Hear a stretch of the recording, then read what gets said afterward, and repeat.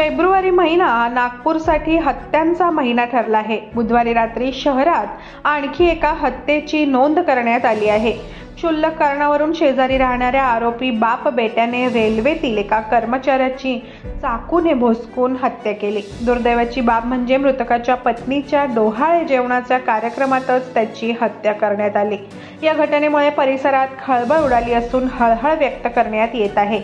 Imamwada police ठाण्याच्या हद्दीत ही घटना घडली। महेश विठ्ठल बावणे, वय वर्ष 23, राहणार जाटत रोडी असे मृतकाचे नाव आहे। तर शेरू उर्फ शंकर भोलासिंग राठोड, वय वर्ष 52 व ऋतिक रोष शंकर बावणे, वय वर्ष 21 अशी आरोपींची नावे आहेत। ते महेशच्या शेजारीच राहत होते। बुधवारी रात्री महेशच्या पत्नीच्या डोहाळे जेवणाचा कार्यक्रम होता। घरी पाहुणे आलेले होते व हाताला मेहंदी काढण्यासाठी एक तरुणी देखील आलेली होती। या तरुणीच्या आईने शेरूकडून कर्ज घेतले होते।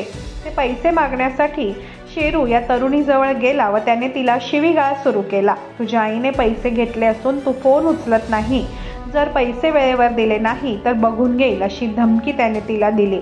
घरात कार्यक्रम असल्याने महेशने शेरूला टोकले व ज्यांनी पैसे घेतले आहे त्यांच्या घरी जाऊन पैसे माग असे त्याला म्हटले।